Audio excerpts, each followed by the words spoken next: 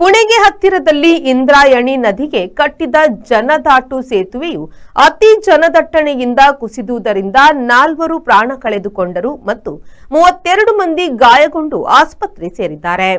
ಗಾಯಗೊಂಡ 32 ಮಂದಿಯಲ್ಲಿ 6 ಮಂದಿ ಜೀವನ್ಮರಣ ಹೋರಾಟದಲ್ಲಿರುವುದಾಗಿ ತಿಳಿದು ಬಂದಿದೆ.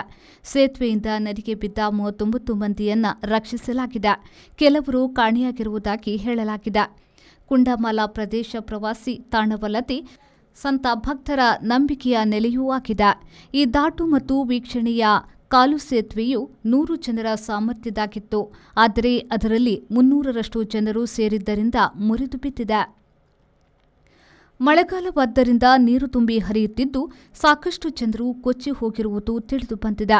ಸೇತುವೆಯ ಮೇಲೆ ಜನ ಭಾರ ಸಾಲದು ಎಂದು ಕೆಲವರು ಬೈಕ್ಗಳನ್ನು ತಂದು ನಿಲ್ಲಿಸಿದ್ದರು ಎನ್ನಲಾಗಿದೆ.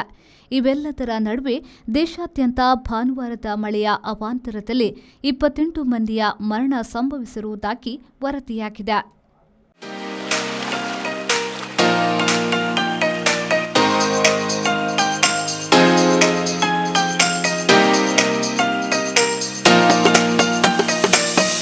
Tandoor Family Restaurant brings you Mangalorean Seafood Thali.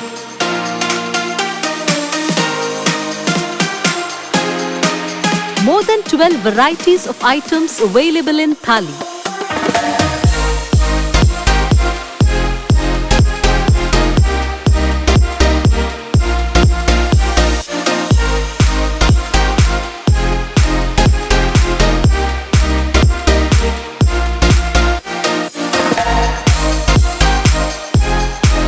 Enjoy varieties of coastal cuisines at Tandoor.